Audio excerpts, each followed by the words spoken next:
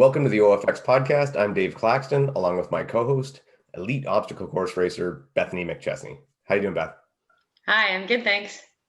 I'm really excited today. I've been waiting all week, and you know this because I've been bothering you all week to do this because this is like Hyrox episode, and I have complete Hyrox fever. I'm so excited. I have my Hyrox shirt on, which I earned very, very much with great difficulty by just completing the event and paying for the shirt. So, yeah. People out there might not know. So since you've actually done one, why don't you lay out and describe what exactly Hyrox is? Okay, so Hyrox is it's a premium fitness, functional fitness competition. They brand themselves as the World Series of Fitness. So it started in just 2018 in Hamburg, Germany, and then it was brought to North America in 2019, just in the fall. And they only have had a few events in North America, but they're all super successful. So it was in Miami in October, New York in December, and then Chicago in January, and they were all very well attended. So Hyrox is a combination of 8 workout stations and 8 kilometers of running broken up into 1 kilometer intervals. So you run a kilometer, do a workout, run a kilometer, do a workout station. And it's the exact same workout for everybody who competes, whether you're elite or you're open. In the open categories, the only difference is the weights that you use. Otherwise, everyone does the exact same thing, which makes it really interesting because you get to compare times. And the other cool thing about Hyrox is that it's done in the winter and it's always indoors. So it's been promoted also as an off-season sport for athletes. So any athlete can do it, anybody can do it. They also call it a competition for everybody, because it's not moves that necessarily involve a skill that you have to learn. There's obviously technique and things, but everybody could jump into Hyrox and be able to do it. So it did gain a lot of popularity very quickly in North America, and it is quite big as well, obviously in Germany where it started. So that is what Hyrox is. It's also, because it's indoors, you don't have to deal with elements, and you also get that atmosphere of having the spectators around you the whole time, which is really cool. And you don't get that sometimes when you're doing obstacle course racing and you're outside all the time. Okay, now I actually wrote stuff down to do like a list, and I'm already going to go off it because I'm terrible. So when you say that, and I've heard this said before, so it's not just you saying it, but it's like it's a competition for everybody.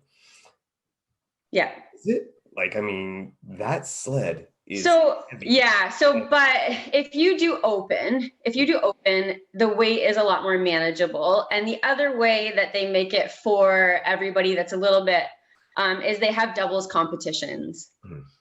So if you were really nervous about the sled, let's say, so you could sign up with a friend who might be a little bit more confident in that area. And then you switch off in the workout station. So when you do doubles, everybody runs the same. So you have to run with your double, and then you break up the workout stations.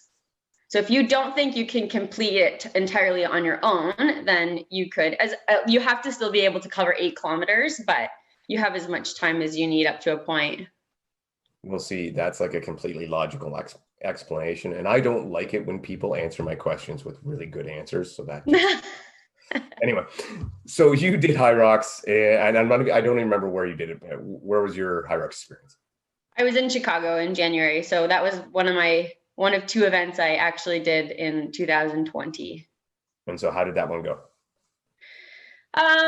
So I decided to sign up for Hyrox because it was something that involved a lot of strength work. And again, it was off season. It was January. So for me, really focusing on strength work isn't something that I love. I'm a runner. I love running. So it was going to force me really outside of my comfort zone. And the weights terrified me, to be honest. The sled was 3 times my body weight almost.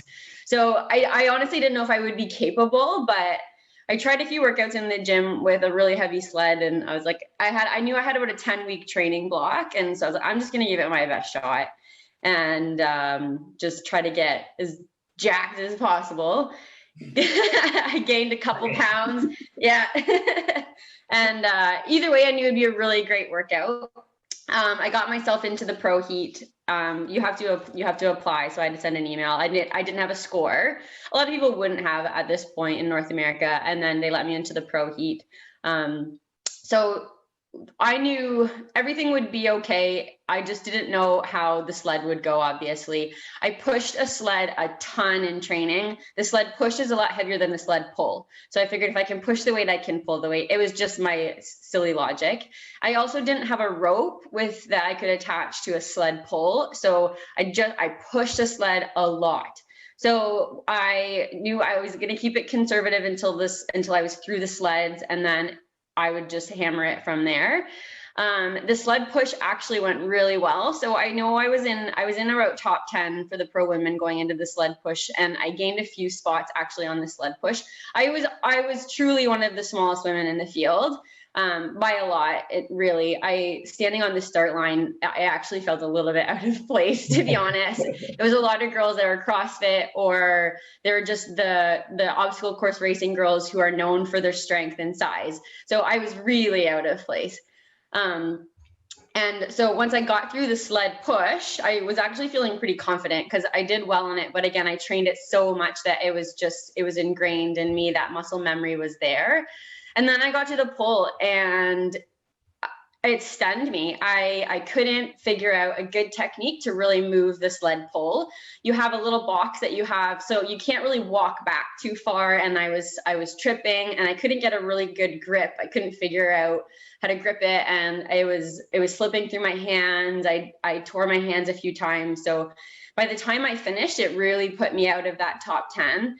And my running was the only thing that I had left that could really claw me back in. So mentally, it just destroyed me because I felt like I was doing pretty well up to that point. And then, but everything else was okay. I did mess up the order, which it sounds silly because there's only 8 things, but you're counting your 2 laps, and then for the run portions, and then you go in, and it wasn't the area where the workout stations weren't exactly laid out where you follow an order. They were a little bit scattered around, and I was just following in with a group of girls who I had been with, and I followed them to the wrong station. And I ended up doing 2 things out of order, which docked me an extra 3 minutes. So in the end, I had a great time, minus the sled pull. I think I finished 14th. I was a bit disappointed with it, but in the end, I had no expectations really, just to give it a really good shot. And I know when I finished, I was like, this is totally not my sport. Like, I'm just way too small for this. Like, I don't know how I'd ever be able to move that weight. But now looking back, I think I just didn't train for it properly, and I just didn't have that technique down for the pull. Everything else, I think I would have been okay in. But after I kind of lost it mentally there, I was a little bit out of the race, it felt like. So I would definitely do it again now. Also having a year of a lot better training, I'd love to give it another shot, to be honest. And I think when people are talking about who they believe would be good at this, they often just automatically go for the big, for the bulk, for the strong. And it is still very much a running event. It's 8 kilometers of running. So, I mean, I hear everybody say, well, this CrossFit guy would smash it. This CrossFit guy would smash it. But unless your CrossFit guys are running 35-minute 10Ks, they're not going to be in contention. You need that foot speed. And that's where, where before looking into it deeply, I would have thought exactly like you were saying, that really that's probably not for you because, you're a little too slight to build, a little too small. But that's not the case. If you can get through that sled push and pull. Yeah.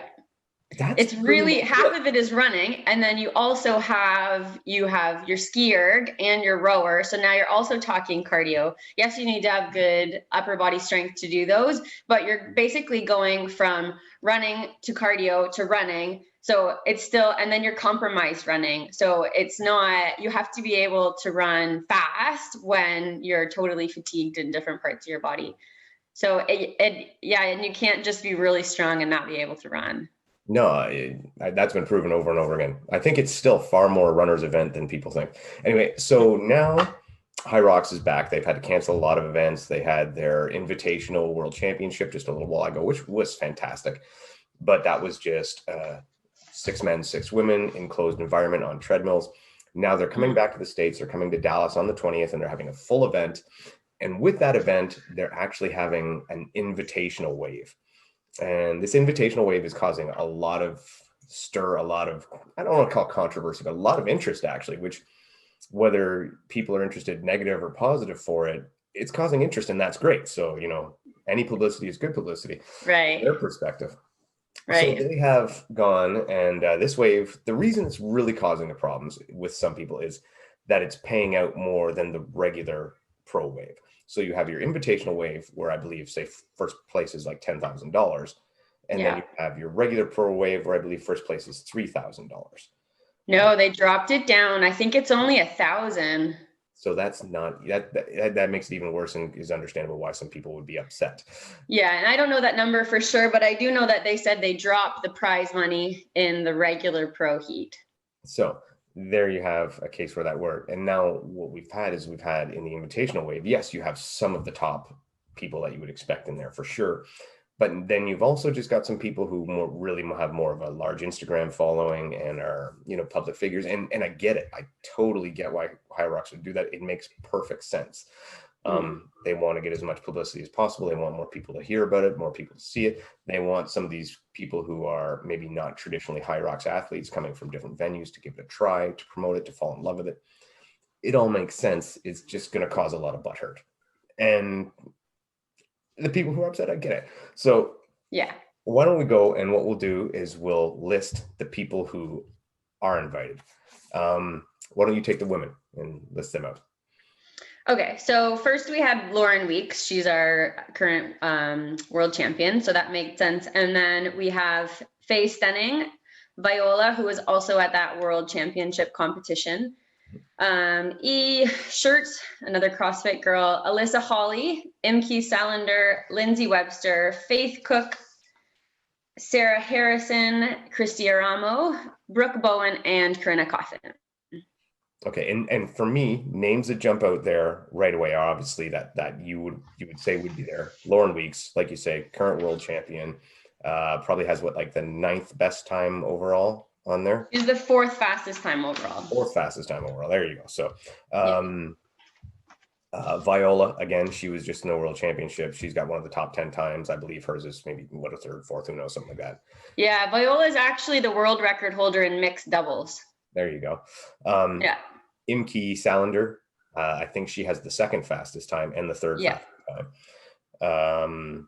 Faye Stenning has won a Hyrox, I believe. Did she win Chicago or New York? She won Chicago. And I think she came 3rd in New York or something like that. Anyway, she's got some experience, and she was in Miami. Oh, Miami, yeah. Miami. Wasn't in New York, yeah. Corinna Coffin, she did Miami. She very much struggled with the sled push, which she had an issue with her shoes slipping a lot, and she would have done a lot better, but her sled push was really bad. Yeah, and I mean, she is a very strong woman that you would have thought the sled push was going to be somewhere she would make up time, not lose time. It was just a shoe situation.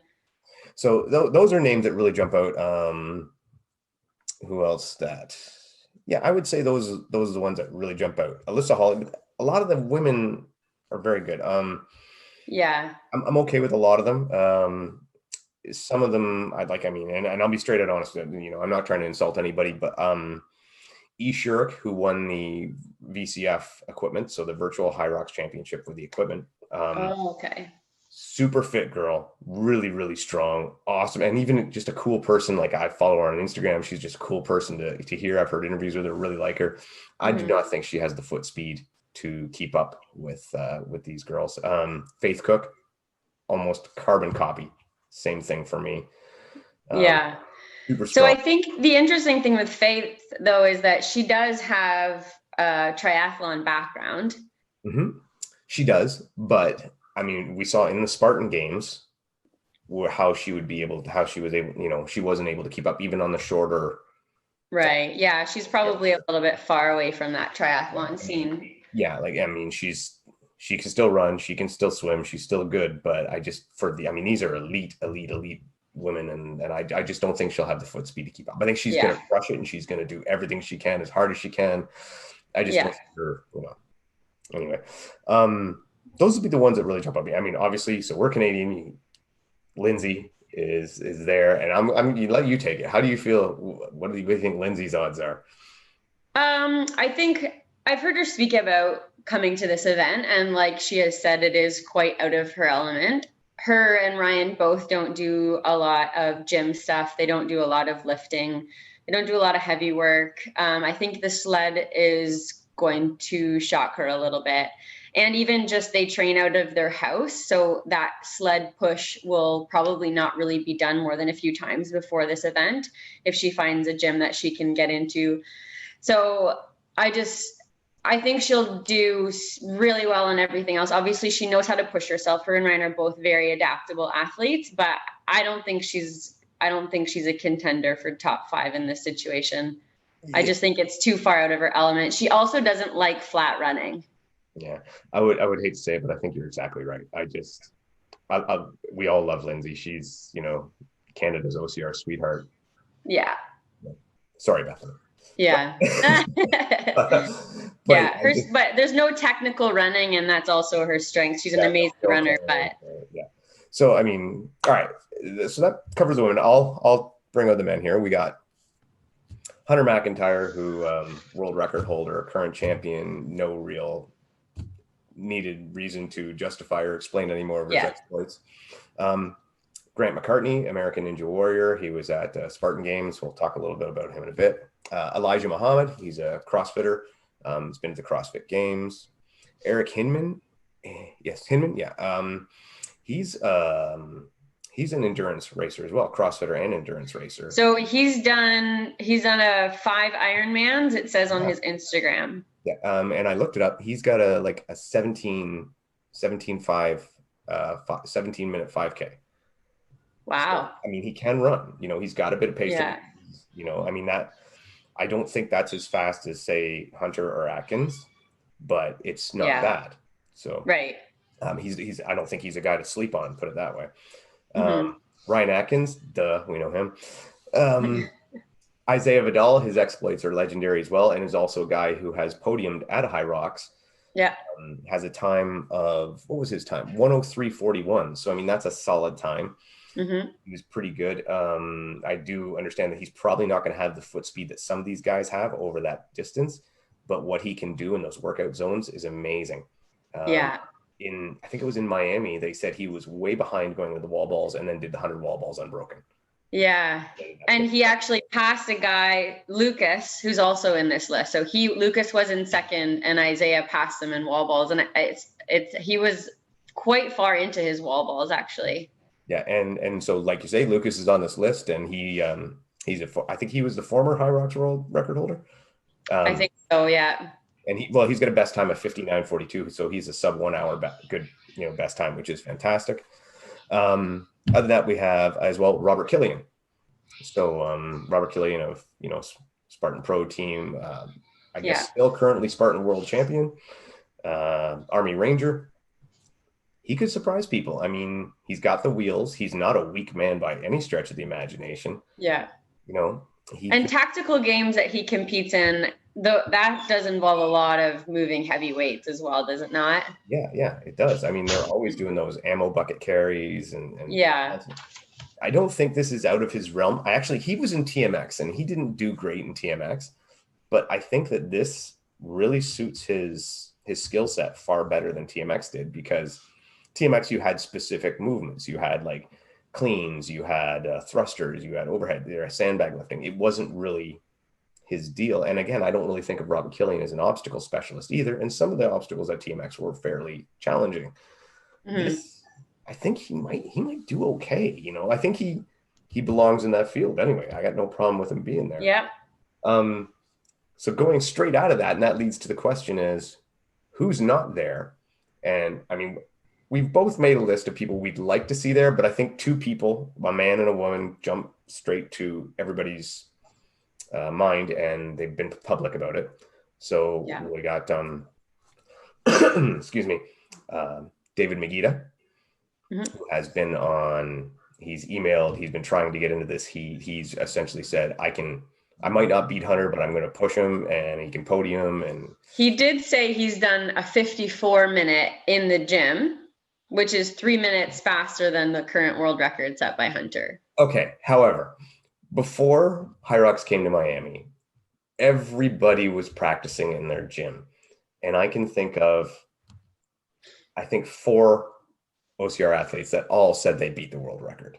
Bracken said he beat the world record. Isaiah did. Hunter did. Kent did. And I know there was more than that, but I'm just bringing those guys out there. And none of them came close at that time. Yeah. So, I mean, well, I do say I think David Mageeta, this suits his skill sets. He's a good athlete. Yeah. Got the running pace. He's got the strength. He can do really well. Do I think he can come out there and run a 54? No, not a chance. I think he's dreaming. Absolutely dreaming. But could he top 5? Yeah, I mean, that's possible. Absolutely. You know, so, and with the men's field only having 8 so far and the women's having 12, maybe he still gets in. That, you know, that'll be a wait and see. There's room. Yeah. And where's Ryan Kent on this list? Okay, so Ryan Kent was actually invited, but and to his credit, he's trying to be a good dad, and he has a new baby, right? I'm not sure if the new baby's here yet or if it's on the way any time now, but he's committed in that scenario. And hats off to you, Ryan, man. Good job. Good for him. Yeah. I don't like your mustache though. Sorry. It kind of. I watched it on Spartan Games. I was like, oh, you know, he's a good looking dude. That's a bad mustache.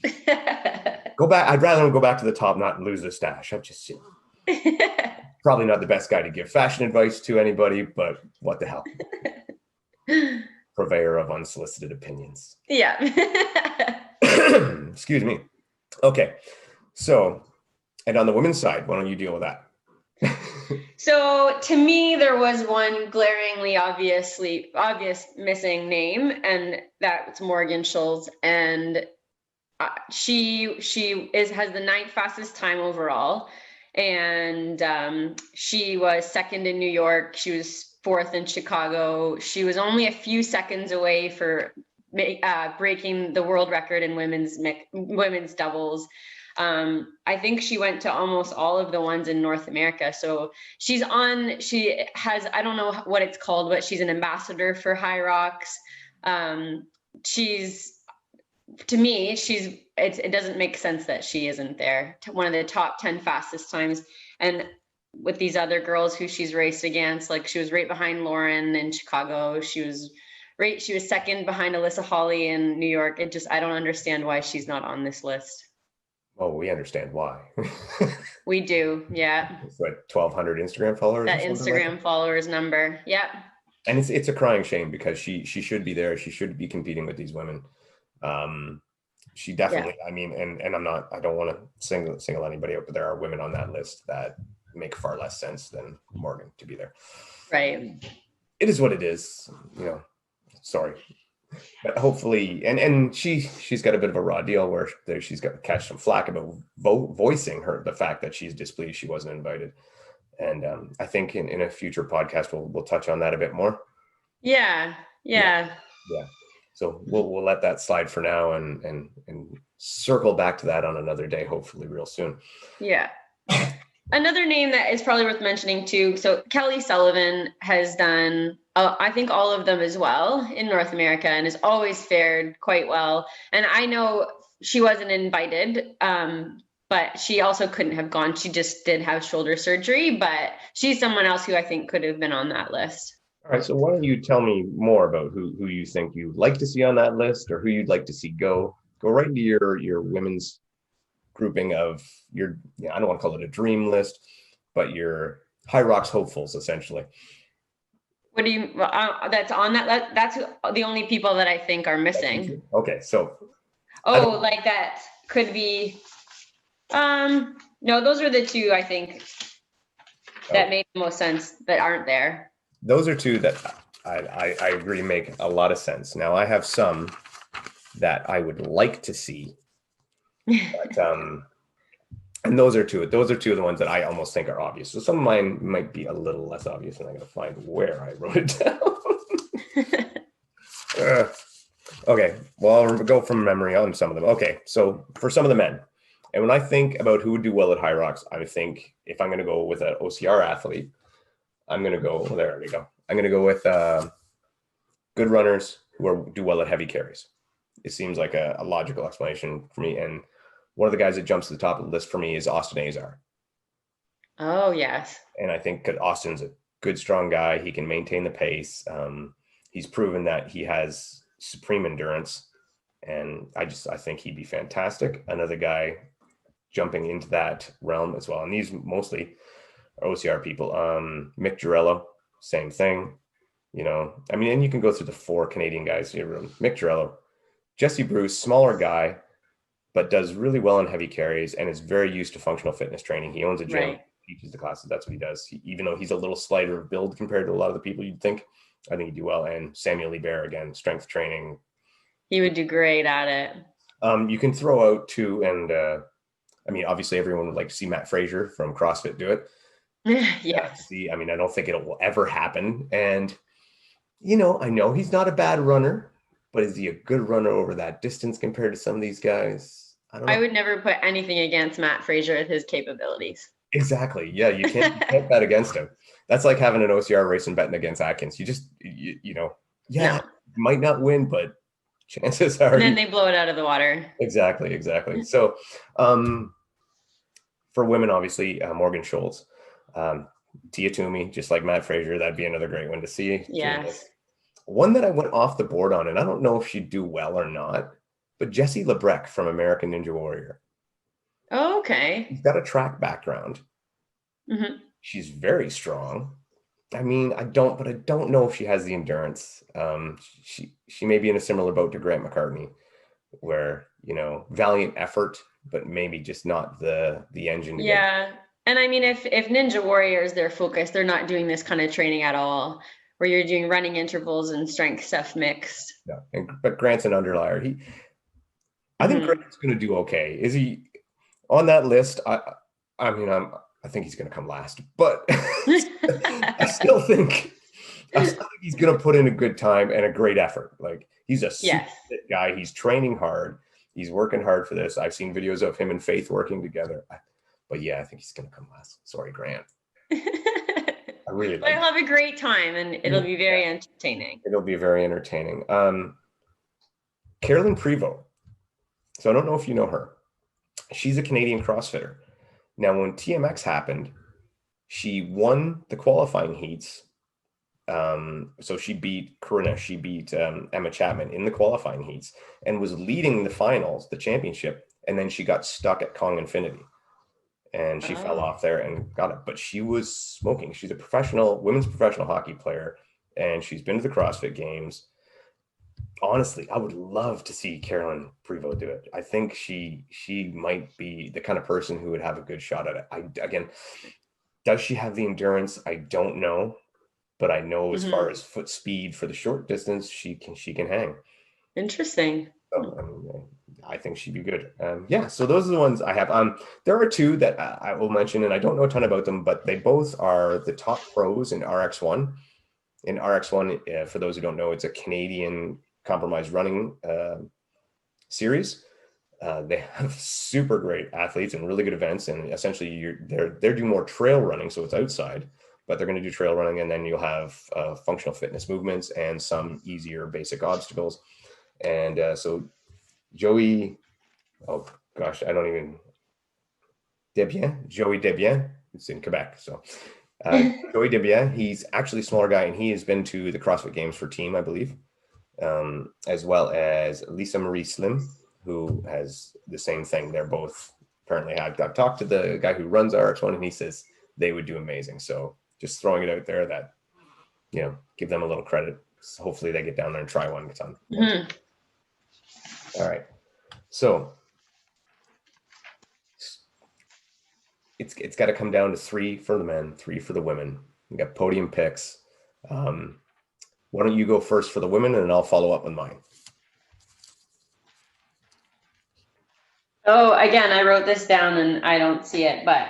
Okay. Do you want me to go first? Okay. So I think, just from my memory, I think Viola might take this one. I think coming off the World Championships, where she was passed by Lauren just in the very last run segment and then going into wall balls, I think Viola she probably should have won that event. I think it was just, I don't know, maybe some strategy gone wrong, but I think she's going to come back with a vendetta, and she's going to come hard into this one. So I think she's going to be in that top 3, if not winning it. Imke Salander, I'm really excited actually to see her race. She's a wicked athlete. She comes from a track background, very big into functional fitness. She has the fastest time in this heat of these women here. And then the third place, I think, could be a toss up. I think Corinna Coffin is going to figure this one out. Then she'll wear the right shoes compared to what she did in Miami. But it's going to be, I think, close between Corinna and, and Lauren Weeks. Yeah. And I think my dark horse in this, I do think might be Sarah Harrison. Yeah. So Sarah Harrison was in TMX, and she does Spartan races, the short sprint ones, and she does stadium as well. And I think she's small, she's speedy, but she's really strong. And I think she might be my dark horse pick if someone might just slide in there. That's not bad. That's good. It's close, and I admit it's close to mine. But so I'm a little bit different. For my third place, I'm going to go with MK. Just because I haven't seen her doing as much this year, right? And that's pretty much my only reason. She does have the best time. She's amazing, and I have no doubt that she's going to come in super fit. But she's traveling across seas. She hasn't done as much, so I'm going to put her third. If the situation was different, she might be my first. And when I say third, I don't mean third by a lot. I mean third by a little. Mm-hmm. Second, I put Viola second. Okay. Same thing, coming across with the flight and travel always can take a lot out of you.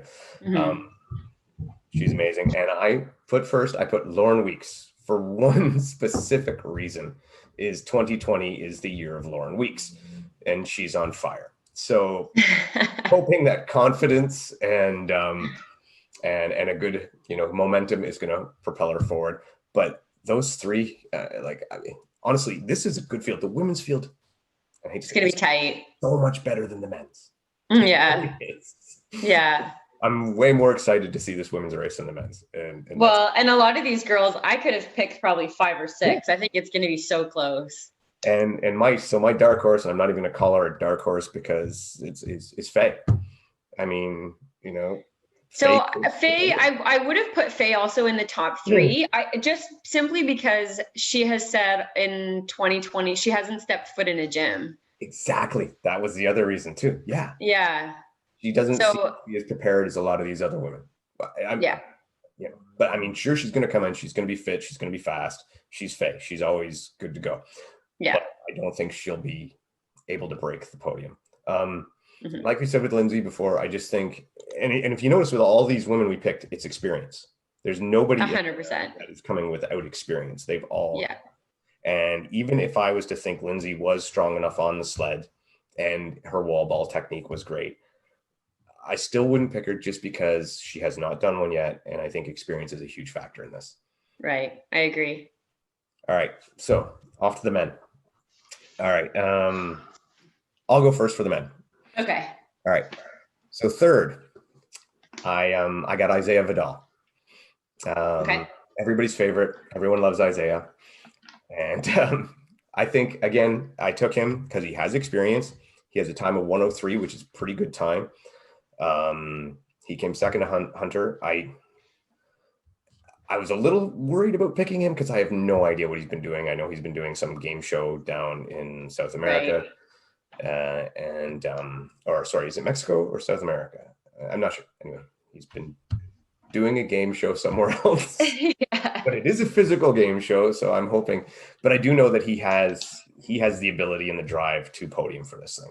Yeah. Second place, I got Lucas, just because he's the only guy here. Again, experience, sub 1 hour time. Nobody else in this field has shown that they can do that.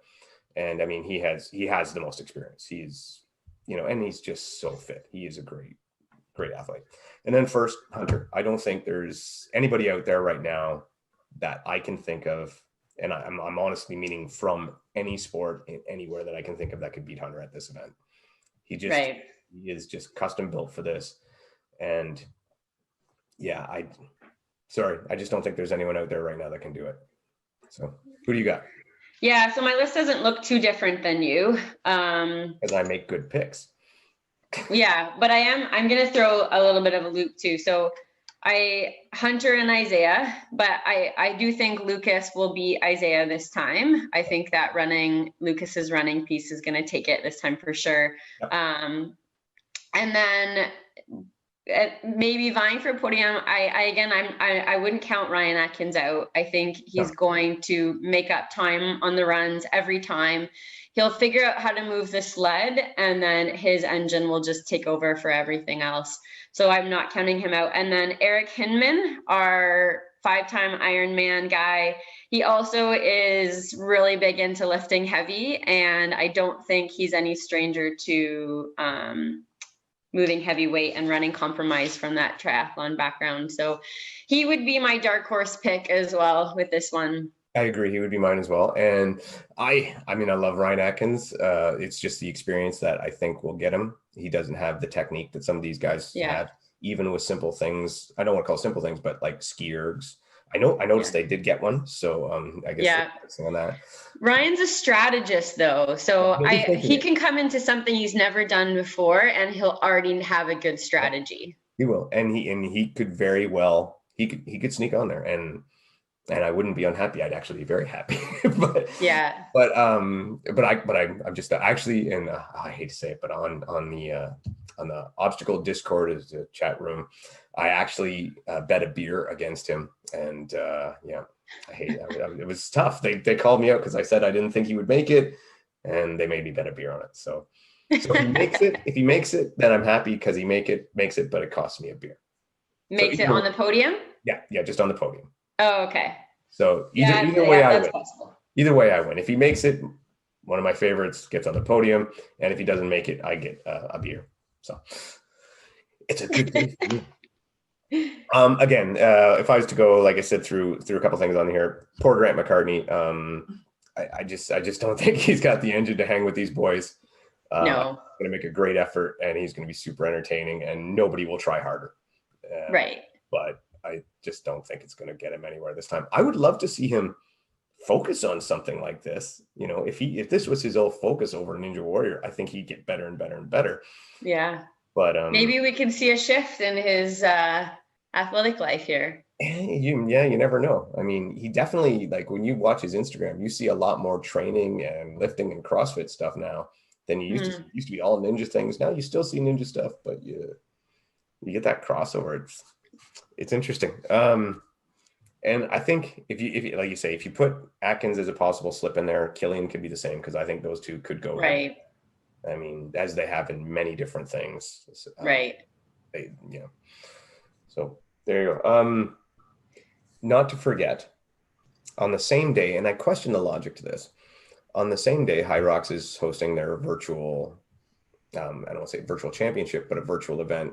It's a one-day event with 3 different workouts. 3 workouts. And I question why they would do it the same day, have it a week later, a week before, whatever. I mean, it doesn't seem to me. I mean, I'll be doing it.